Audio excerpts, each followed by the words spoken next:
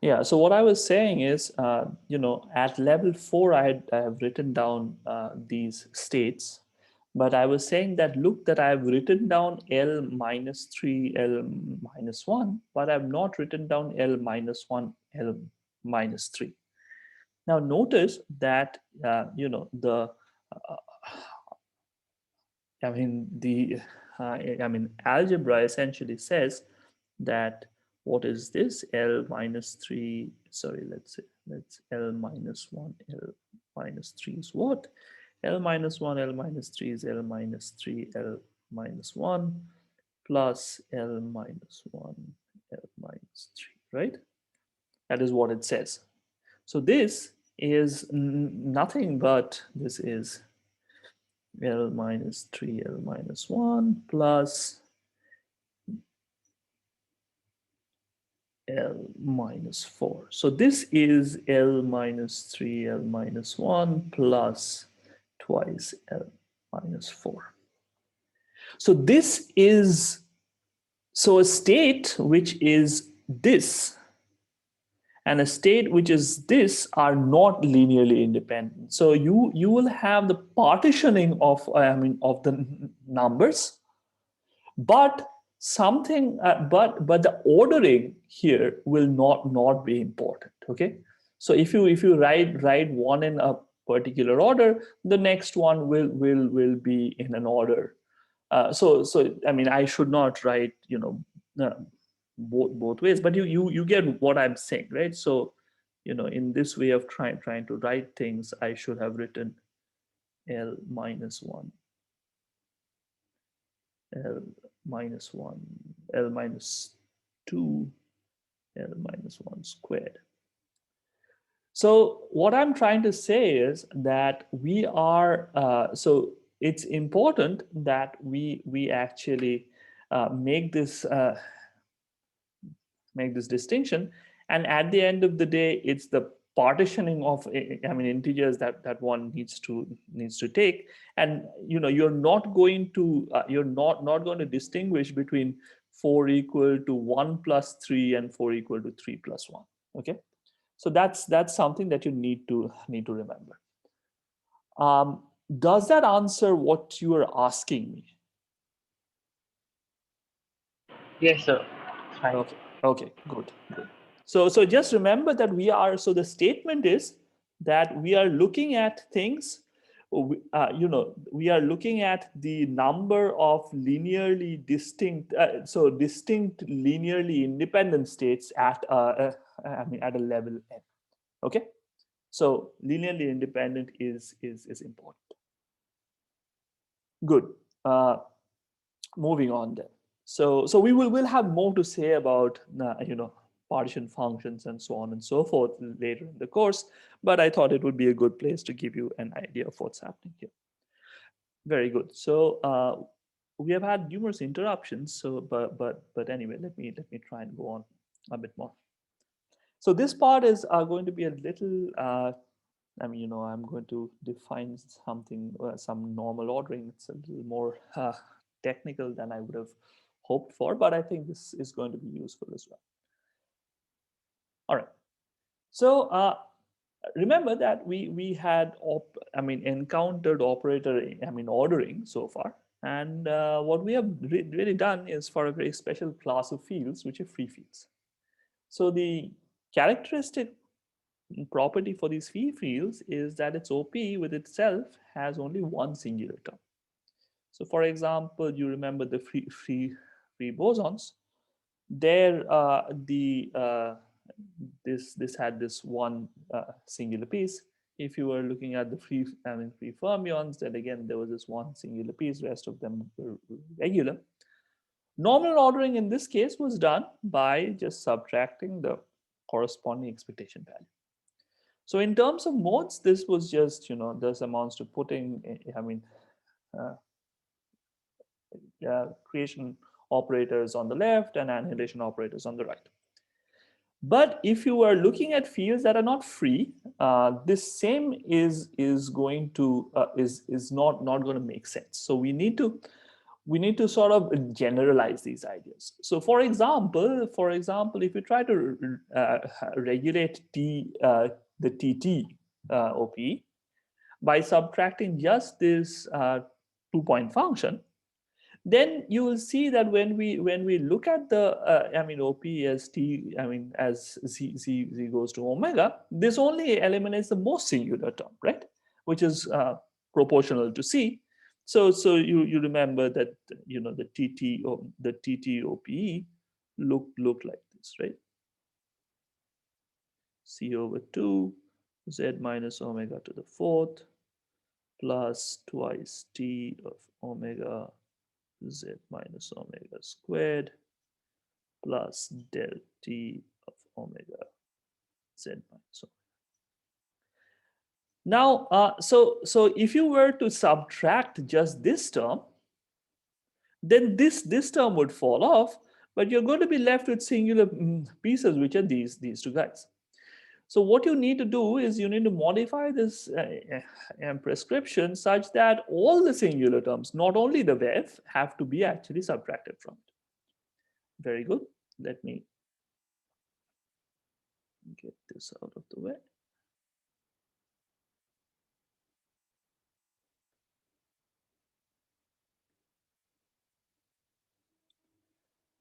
Okay, so let's do that. So for which we're going to we're going to redefine things a little bit. So let's do this. This is going to be a little laws of formula, and let's just follow this. What we're going to do is we're going to write the OP. So we're going to use this brackets as the as trying to understand what the normal ordered version of AZ BZ is when we are not dealing with free fields anymore. Okay, so we write the OP in this form, and where now you would recognize that the zeroth piece is the one where we are looking at the normal ordering. Okay, so when this is 0, so that is when what we mean by a b of omega. And by looking at so you also need to define contractions in a way. So this is again done by saying that this generalizes to include all these singular terms. Okay. So for n is equal to 1, 1, 1 to n, all of these things are here. So n is positive in this case. And so these are all the singular terms that you have, right? And now the OPE is going to be AB, AB minus the contraction of AB. So that's very simple, and this is in a sense just formalizing this, and now we have been able to get rid of all the singular terms. Okay, so so the OPE can be written as these are the singular terms, and this is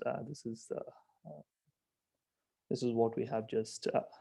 This is the complete sets of regular terms, which you can now determine as well by expanding AZ around omega.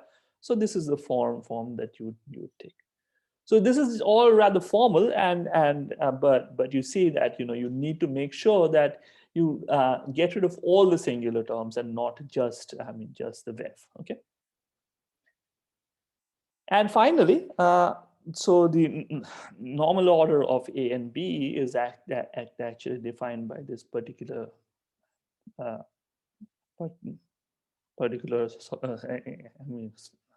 contour integral, and you can right away figure out that this formula and the formula that we have above are one and the same. Let's try to understand that. Let me make this a little smaller for you to be able to see both of these in the same at the same time. So if I made my screen small, but it's not reflecting here. Am I stuck again? Yeah, I'm stuck again. Okay. Mm.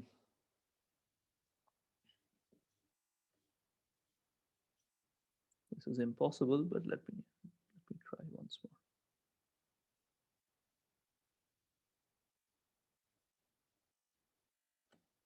Yeah, okay. Hopefully now you can see.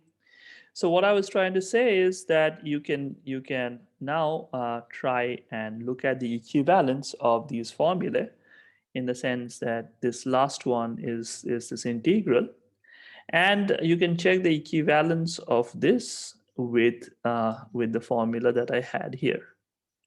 And this is very clear, that you can do that just by, if you insert. So if you take 4.6, I mean 4.26, and you insert that into this integral here, then it's clear that the singular piece is so the I mean residue that this integral is going to pick up is just going to give you this. Okay, so this is an important formula. Maybe I should box it. Let me do that.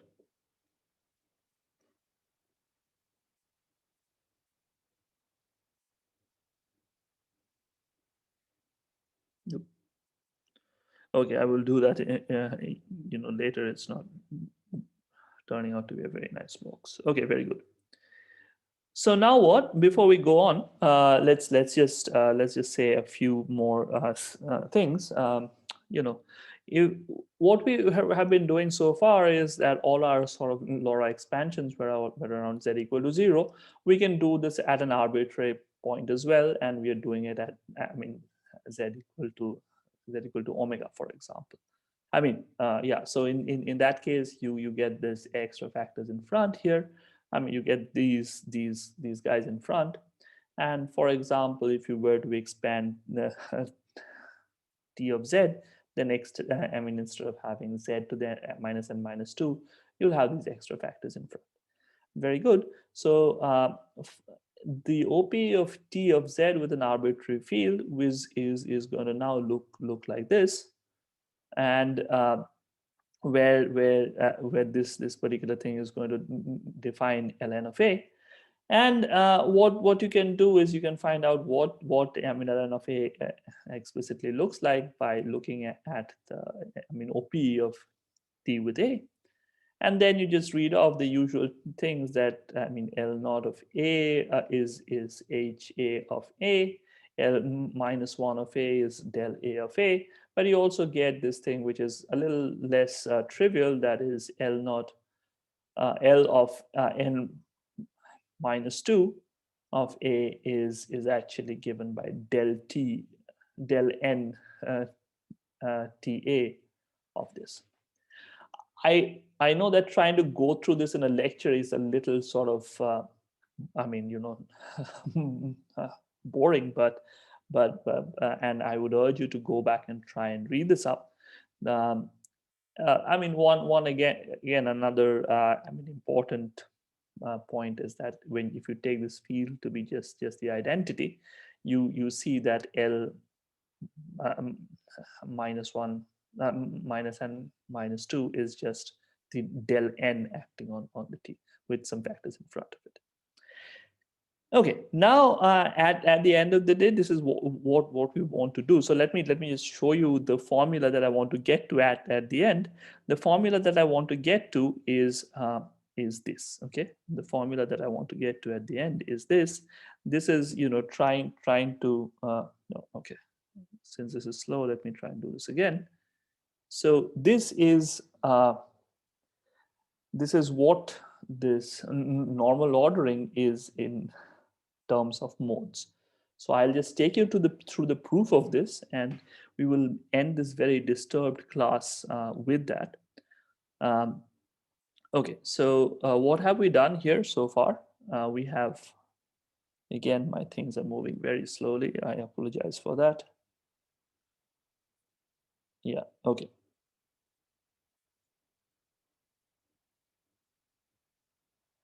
All right, so we want to derive a mode form for the formula that we had earlier. So this formula 4.32 that we had earlier.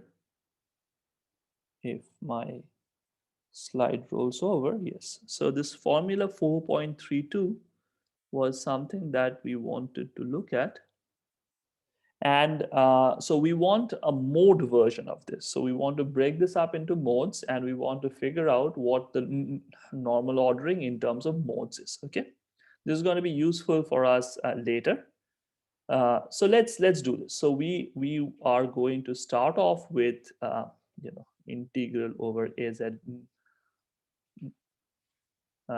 b omega. And so this has to be again radially ordered. So if mod z is greater than mod omega, you have this particular ordering. If mod z is less than mod omega, you have the opposite ordering, right?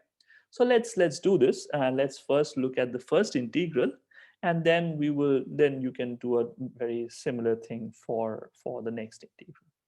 So we are going to expand fields at an intermediate point where where mod z is greater than x, but mod omega is actually less than x. Okay, so let's do this. So so the expansion looks like the following: that az is expanded in terms of these ans, and you have the weight of Z is HA. You also have BZ, which is expanded in terms of these BPs, and the weight of B is HB. Okay. Remember that you can write Z minus omega as Z minus X minus of omega minus X. And the cute trick is you can also rewrite 1 over z minus omega by this particular identity. So you take all of these, you plug this into our into our formula, and you see. So what have we done? We have replaced z minus omega by this expression here. We have replaced az by this expression here, and we have replaced b omega by this expression here. Okay, so this is not z, this should be omega. Let me just, this is b of omega. Uh-oh. So once you do this and you sort of collect your terms, what you get is this form. Okay, so there is a summation of over n, summation over p, and L, as you see, is greater than 0. So there's an omega with the power L minus p minus hb.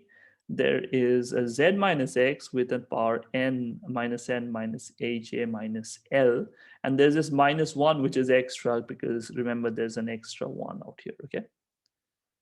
So now you want to pick out the a residue at the pole, right? So if you are to do that, so you are going to put z equal to, so this particular guy has to be equal to -1. So that essentially means that L plus HA plus N has to be equal to 0, which is what I've written out here. So if you do that, so this would in turn mean N has to be less than minus HA. And so you plug these things back in, and what happens is that you end up with this integral, this value of the integral. There's a sum over p. There's omega minus x, and there are all these things on top. So that's one term, and there is another term. So that was the first integral. Remember that there are two integrals. So you remember that. So we evaluated this integral. Goodness, everything is slow again. So let me also slow down. We have evaluated this integral, and now we want to evaluate this one, and this can be done again in a very similar way. Okay, so the upshot is that you get another another term which looks extremely similar, and this is the one here. This is for n which is greater than minus ha. You can just follow the same sort of same logic that we did out here, and you add these two up. Okay, so what do you get? What you get is when you are going to so the formula that you get at the end of the day here is the one here. So for n minus when less than minus ha, the normal ordered product, the mth mode of that is an into bm minus n. For n greater than ha, the things flip around and you get bmm minus n an. You have to remember that AB at Z is going to be Z to the minus N minus HA minus HB. So you see that you have these things on top out here. So this is how it makes sense. And so that's the thing. That's what I was interested in trying to get to. So I know this last part of the class has been a little sort of, boring, if you wish, and you've gone through a lot of algebra, not learned much, and our horrible internet actually did not help with things. But we will. So this is something. So what I wanted to stress is that this normal ordering is something that is going to be important, because see this particular normal ordering is different from the usual free field thing that we have been doing, because of the fact that if you had just subtracted out the vev from the from the expressions of the OPE, in so you would also have ended up with other singular terms, right? So in order to get rid of that, you not only need to get rid of the vev, but you also need to get rid of all the other singular terms. This is how you do it, and we will be using this in the next class. I'm sorry about all the interruptions that we were going through today, and I hope to be able to give you something more nice in the next lecture. So yeah, I think I would like to end for the day if there are no more questions actually. So let me actually stop sharing my screen already. So if there are questions, please feel free to go ahead. Otherwise, hopefully, if the internet, is reasonable tomorrow, we should be able to have a more reasonable class. Yeah. If you have something to ask, So please will go you ahead. upload? Yeah. Yeah. Hello. So will you upload these lectures before tomorrow?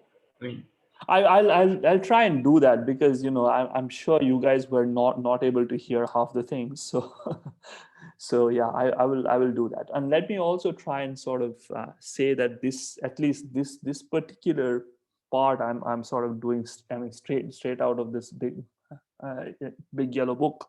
So if you have any problems with regard to what's been going on, so that's a good place to just look at it. So DeFrancesco's book is where most of this lecture was from.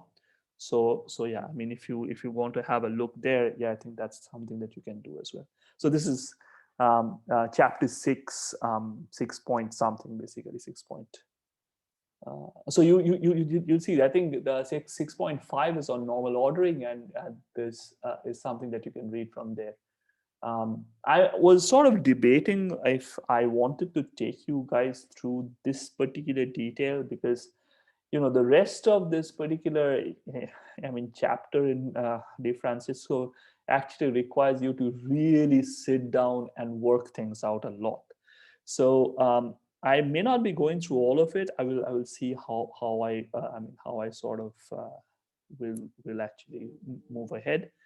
But I just thought that this particular part would be something that would be useful, because I mean, the fact that you need to normal order things properly comes back, I mean, at various places. So I'll try and upload all of these notes by this evening, actually. And I mean, apologies again for this, I mean, horror show of the internet today. Um, okay, any questions regarding this so far? I have a question. Yeah, please. So in a field theory, like the vacuum is unique, right? Yes. And so here, like we in the CFT, Yeah. we define this vacuum, which is invariant under global conformal transformations. Yes.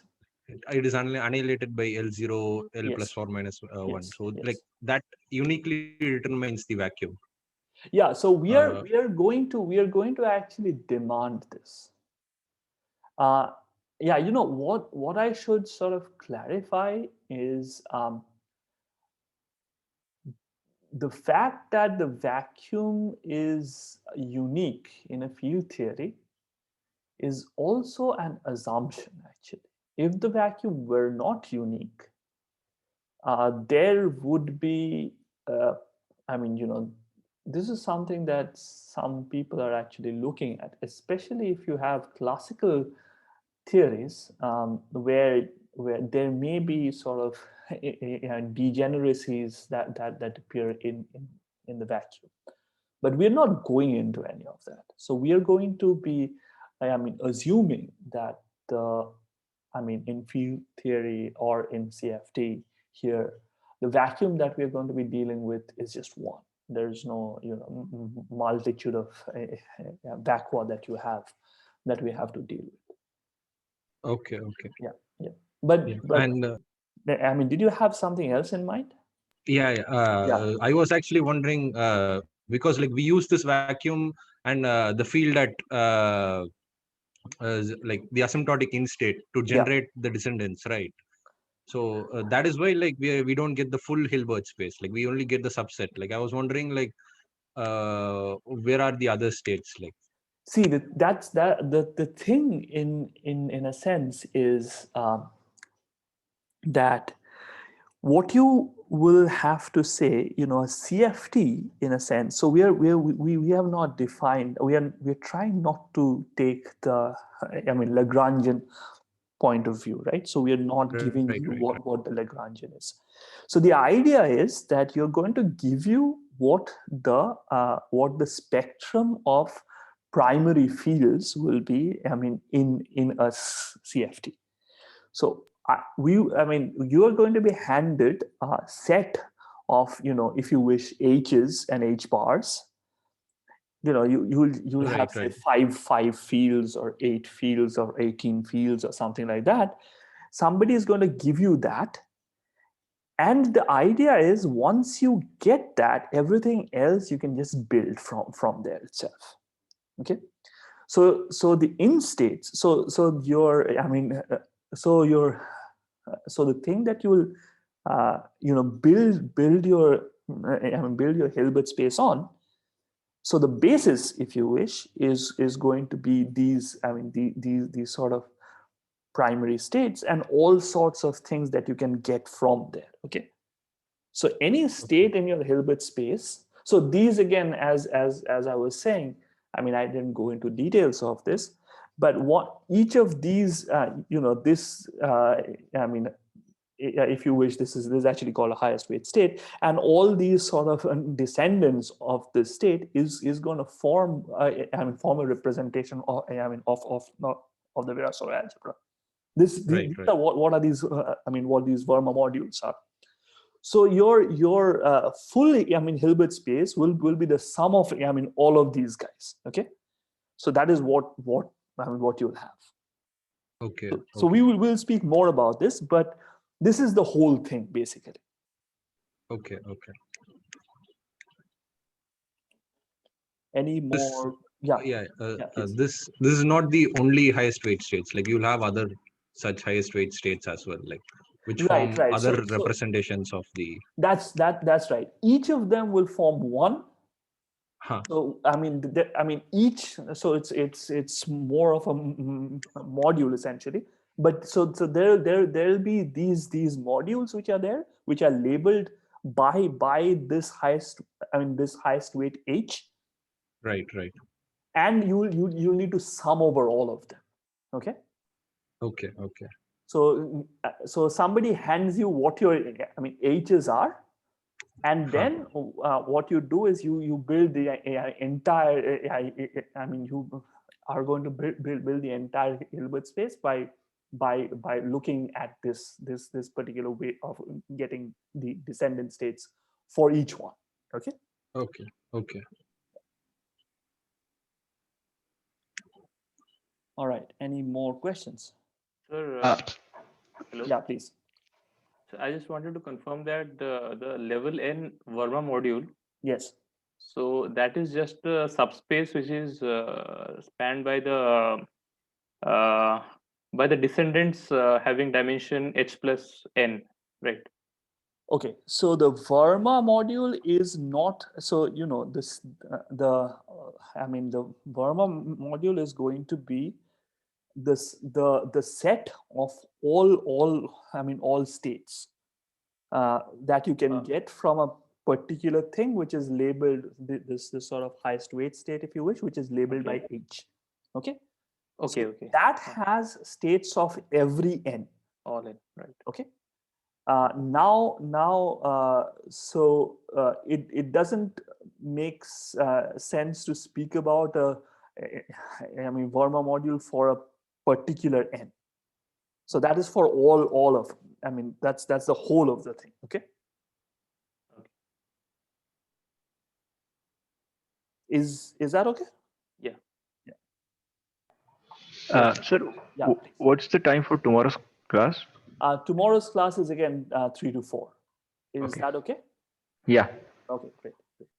Yeah, I'm hoping that the internet is not as bad as it was today. I'll try and speak to these guys. This is absolutely impossible. But okay. All right, guys. So tomorrow is that, and so there is a lecture on Monday. So Shudipto is going to take a sort of lecture on Monday, and he's going to speak to us about the while anomaly. That's something that I had intended you guys to learn a little bit more about. But since the projects where that particular thing was not ultimately attempted, I thought it would be nice to have you at least get an idea of what the while anomaly is. So Shudipto will speak about it next Monday usual time again. Sir, Yes. hello. Yes. So, sir, the Verma module is the irreducible representation that we are dealing with, right? Or not? Yeah. So let me. Since I have not said much about this yet, let me just postpone this this particular discussion till next time. Okay. Okay. I'll try and say more about highest weight representations and just take you through the whole thing once. Okay. Okay.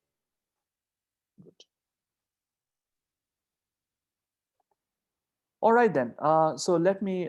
Yeah. Okay. So I will be seeing you guys tomorrow then, same time. And all right then. For the moment, until 23 hours. See you.